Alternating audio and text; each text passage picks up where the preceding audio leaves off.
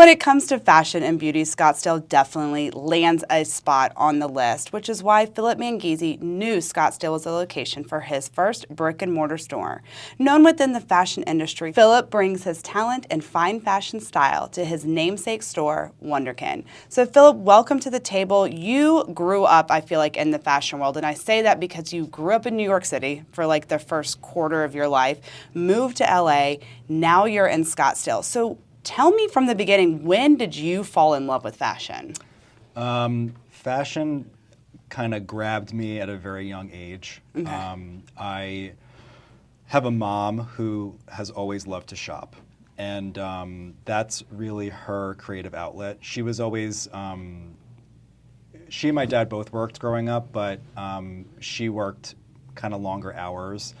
And her release on the weekends was to like get a manicure and go shopping. I'm with your mom. Yeah, I mean, what a life, right? Right. So I was her little shopping buddy because my sister was more of a tomboy. Okay. And she would always decline the invitation when my mom would say, let's go shopping, and I would raise my hand. Yeah. But she was always my inspiration from the beginning. You know, she loves shoes, she loves handbags, loves clothes, and we weren't, we were middle class. You know, she didn't have like a gigantic budget, but she is a great shopper and always found like amazing things on sale. Yeah. So she had great stuff, and I loved, when she wasn't home, I loved to like look through her closet and you know, I'm not ashamed to say sometimes try things on. Yeah, they're beautiful. But yeah, so probably with her, and then also just film. Oh, interesting. I used to, when I was really, really little, I would watch The Wizard of Oz every single day, and if I got weary of that, I would watch either Alice in Wonderland or The Little Mermaid or Beauty and the Beast. And whenever I got to those iconic moments where there was some amazing costume, I would pause and just stare. For me, with The Wizard of Oz, it was the ruby slippers. I could not get enough of seeing those. Have you seen the real pair? I have seen the real pair Yeah, at the me too. Smithsonian. Yeah, and they're fantastic. I, of course, like spent a lot of time in front of those. Me too. Yeah. With Beauty and the Beast, it was when, you know, Belle comes down the stairs in the yellow gown. Yes, yes, and, yes. With Little Mermaid, when Ariel at the end is wearing that like sparkly dress when she has feet. Yes. Like, I was just like, those things were very iconic, and they really are kind of seared in my memory, and they kind of helped to formulate my love for fashion. I have those same core memories too, by the way. Those were my favorite movies, favorite moments. I know exactly what you're talking about. They are iconic. Going back to like falling in love with the fashion with your mom and shopping, do you remember like a first fabric or a first print or a first dress or something that really just like, I think I want to take this to the next level and make this something that's my everyday life, my career, more than just a passion for me? You know, there are a couple of things that come from my mom's closet. There is a shoe brand that's still around, but has kind of lost significance over the years. It's called Charles Jourdan. Okay. And in the 80s and 90s, it was like all about Charles Jourdan shoes. Like if you're wearing those, it was like a thing, it meant something. Yeah. And my mom was obsessed with them. And they came in these bright red shoe boxes. Ooh. And her closet was just like red, like where red shoe boxes went to die. So like I would, and her closet had glass doors in the front, so I would just stand at the glass doors and be like, wow. Just the red was so vivid. And then also, my mom wore a short white lace wedding dress. She didn't wear a long gown, and she had it packed up in her closet in a Neiman Marcus box. She bought it at Neiman Marcus Bell Harbor. And when she wasn't home, I would take it out and look at it. So like that white lace dress and the red shoe boxes always kind of struck a chord with me. Many women keep their dresses, you know, for their kids to have for their wedding or something like that. Is it still in the box, or has it been used? Have you been able to do something with it? I have no idea where that dress is. No idea. Interesting. But It'll it be was fun. pretty. It was Yeah. kind of like flapper, like tiers of white lace. Very pretty. Yeah.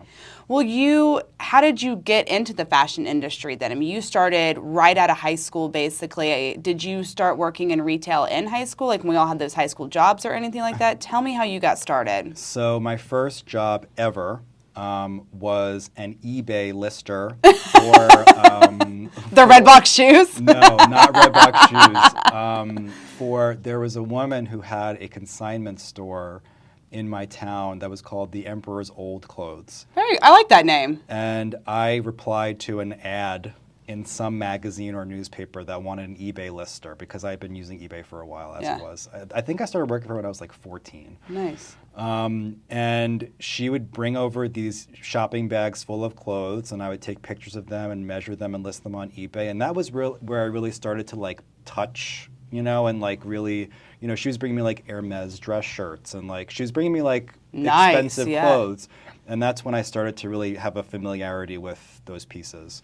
And then from there, I got my home ec teacher in high school, shout out to Mrs. Cohen. Her brother-in-law owned a fashion design company in New York that was like juniors, denim, t-shirts, whatever. Okay. And she got me an internship working for him. And I started working for him, I guess I don't even know when I worked for him. I guess on certain days of the week, maybe in the summer. I would take the train into the city, and I would work for him, and I learned more about construction and how things worked there. Can you sew? Did you ever get into making own clothes? Or? Well, so then that parlayed itself into That's what I was asking, yeah. my desire to be a fashion designer. Okay. Because I didn't really know that there was any other career in fashion besides being a fashion designer. I thought if you loved clothes, then you made them. I didn't know that you could like buy them, design. Like I thought like that was it. Yeah.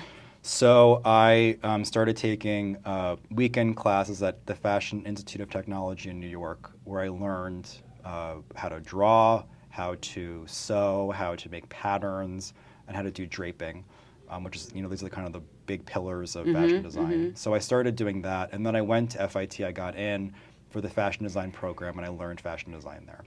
Do you have like a bunch of old sketchbooks and stuff like that still? Yes, and they are horrific. That was not my strength. So you quickly realized. Well, I had a couple of really tough professors, and that kind of made me not love going to class. Okay.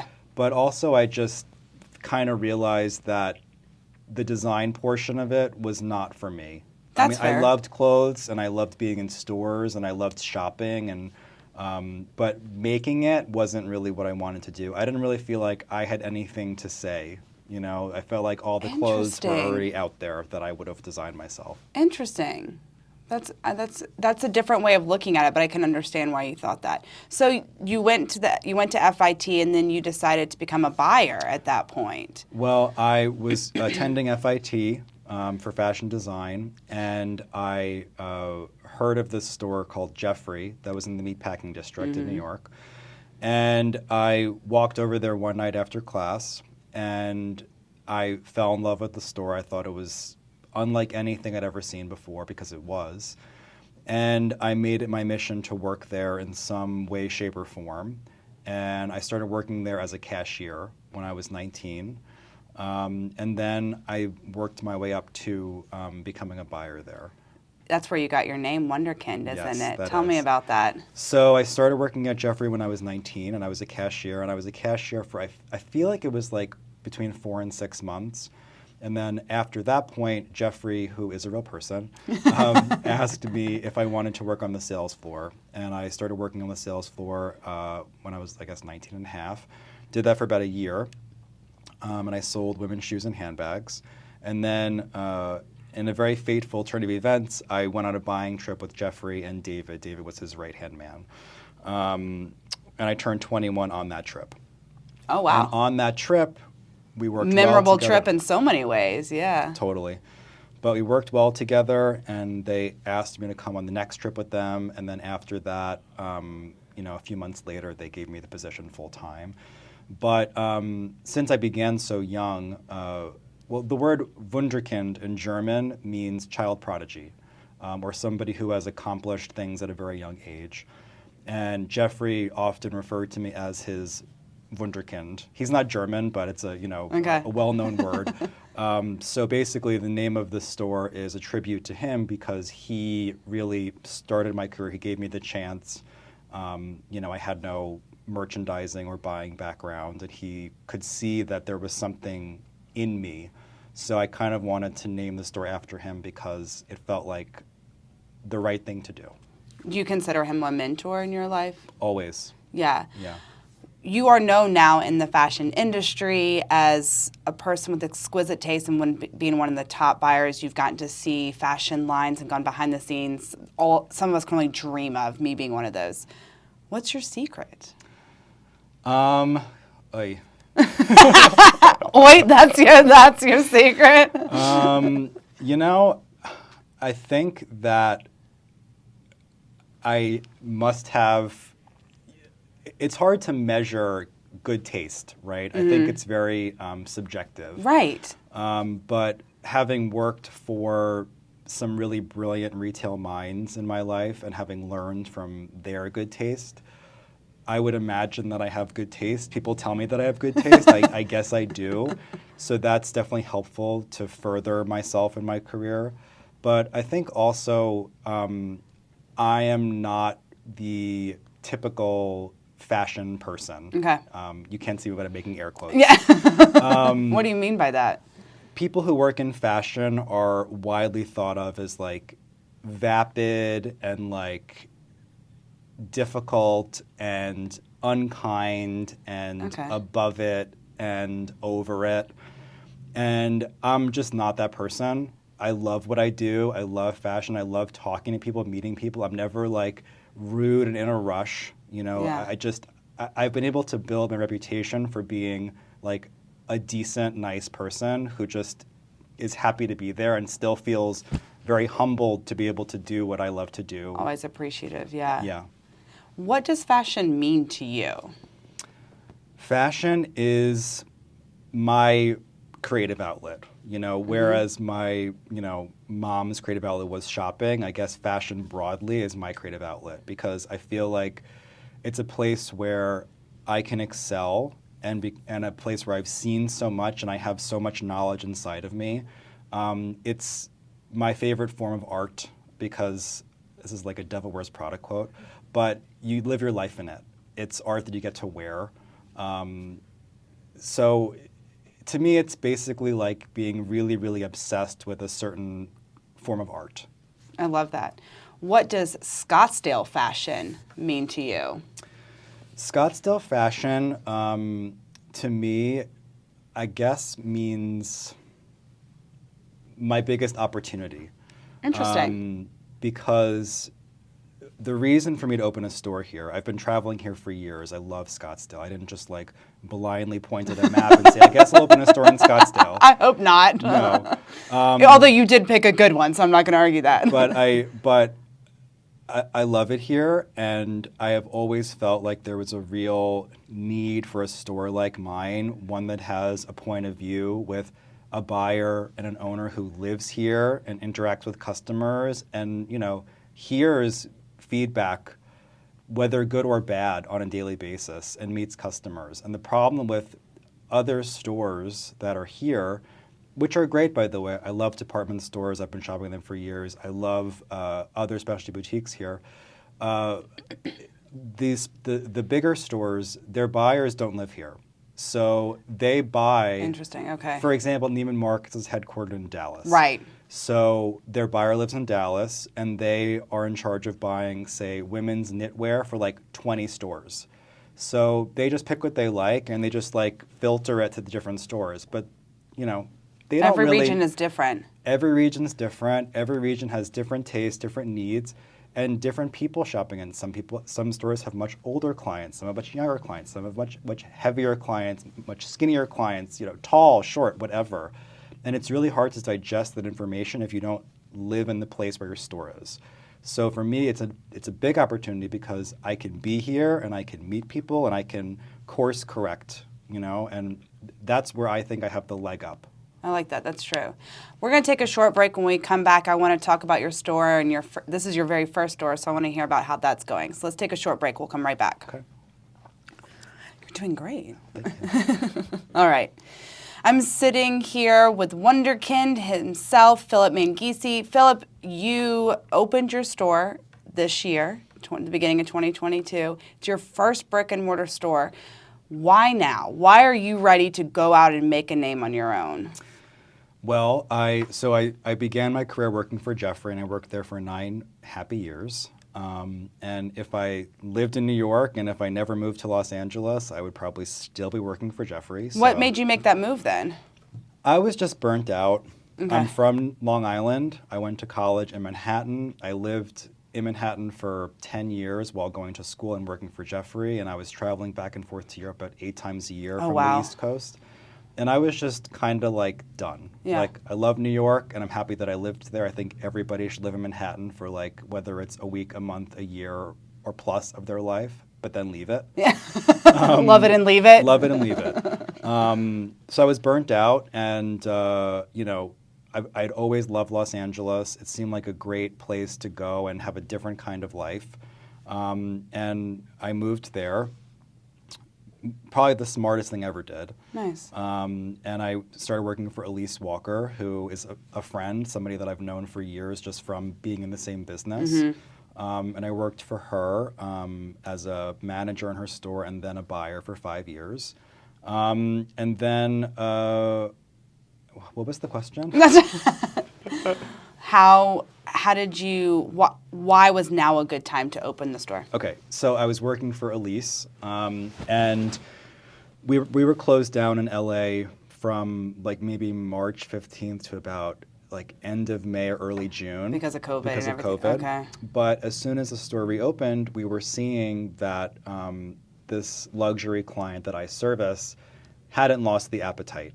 I bet it grew, to be honest, because we were all dying. Business became very good. Yeah. Because people were bored and they had no place to go, but they still wanted to buy something new to make themselves feel happy because everything else that they did to make themselves feel happy was unavailable. Yeah, totally. Couldn't work out at a gym, couldn't travel, couldn't even eat go at out to dinner. restaurants. Yeah. So people were shopping, and I saw that, and so it made me realize that luxury retail was, you know, weirdly pandemic-proof-ish.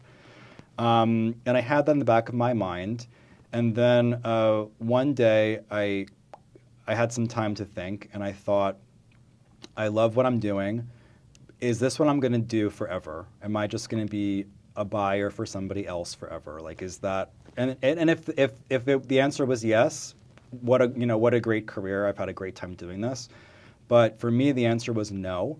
And I thought, well, then am I going to open my own store? And the answer was yes. And then the first place that came to mind was Scottsdale. Like you said earlier, you've been traveling here. You were familiar with it. You knew that we had the people for what you were servicing. Yes. I knew that the customer was here. And from being here so frequently and from talking to people from here, they were always like, there's no place to shop here. Yeah. So I kind of felt like I had the inside beat on that. And it felt like post-pandemic was going to be the time when people wanted to return to a store. Mm-hmm. Because I could see from working for a brick and mortar location that customers were shopping. I would imagine online business was through the roof too, because people couldn't go into some stores. My credit card bill shows it, yeah.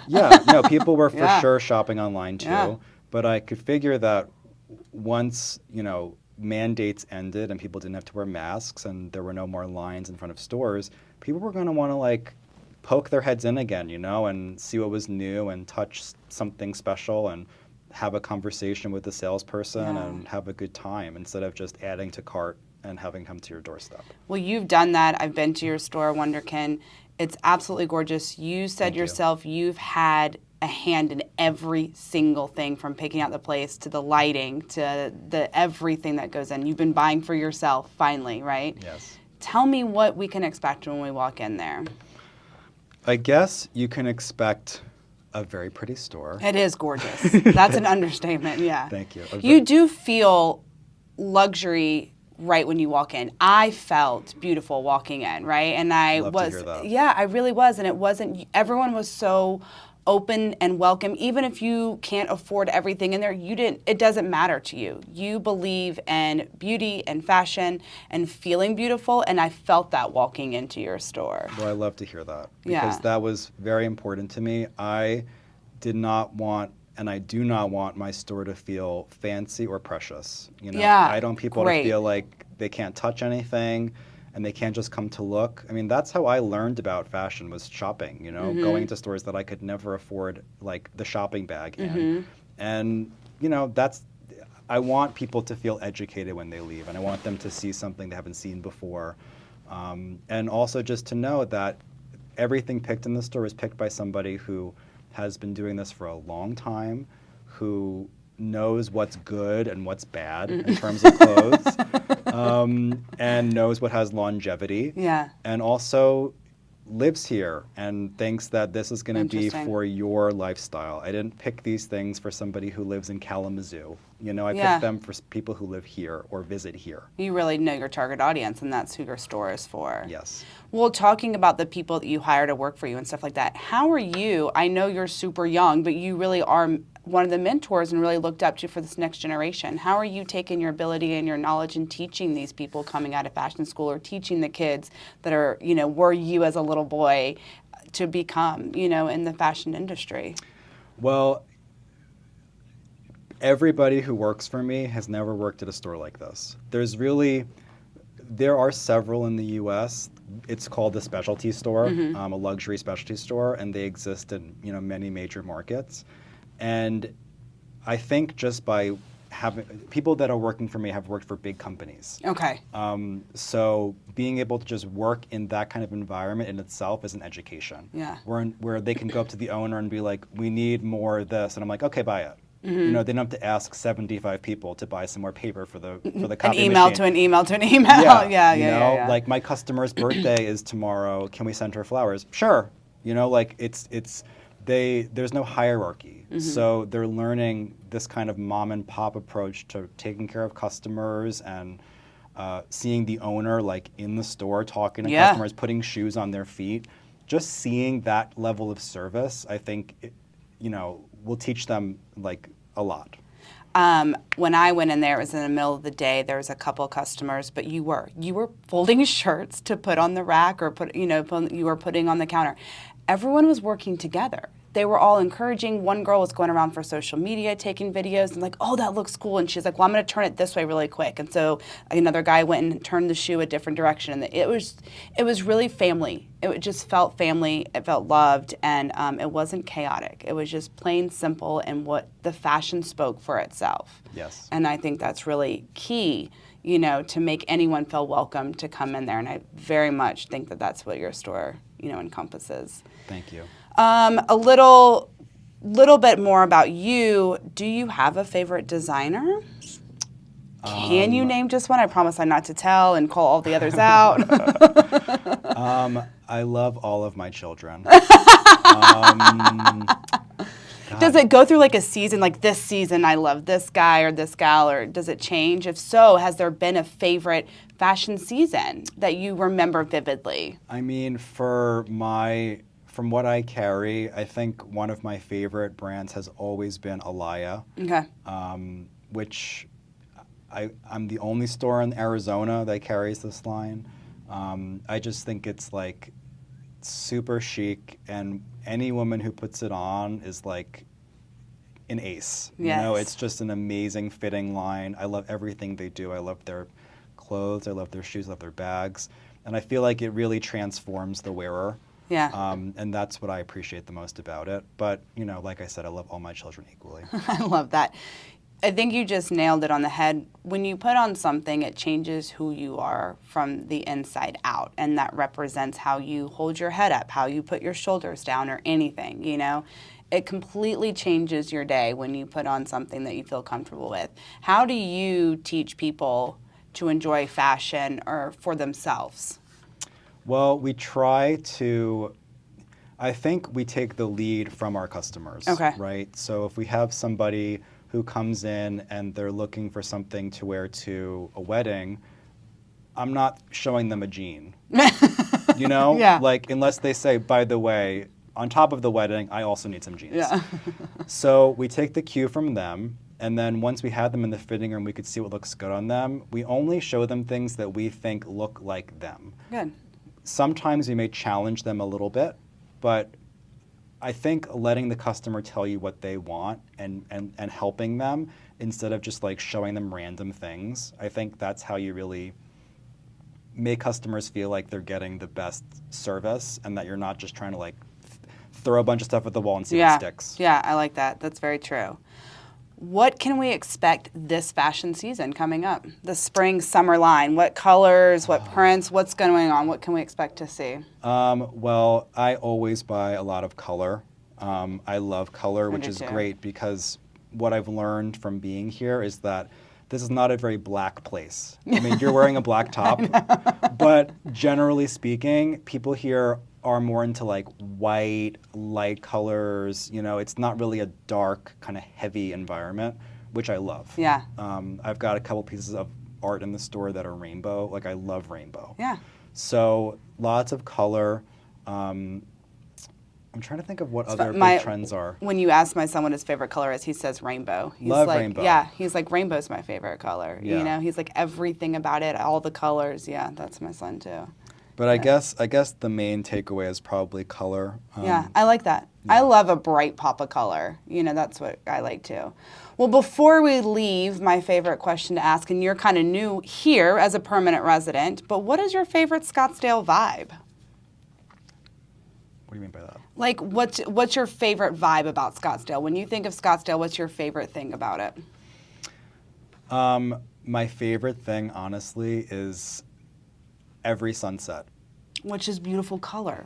Which is beautiful color, and it just is like a very calming end to the day. And our store is right on Scottsdale Road, and it's right in front of, is it Camelback? Uh-huh. Yeah. And just watching the sunset there and seeing like the black cacti in front of it, like that's my favorite part of any day. You have a great view over there. It's right off Scottsdale. You can look at Camelback from your front window. Yeah. So yeah, to see the sunset right behind it and the reflection of it, you can't get better than that. You can't. Well, go visit Philip and his crew at Wunderkind. Seriously, it's a beautiful, beautiful store. You really do feel fantastic when you walk in there, and you have a great staff. So congratulations. Thank you. Welcome to Scottsdale. Thank you. And I know this is the beginning of wonderful things for you to have here. Thank you.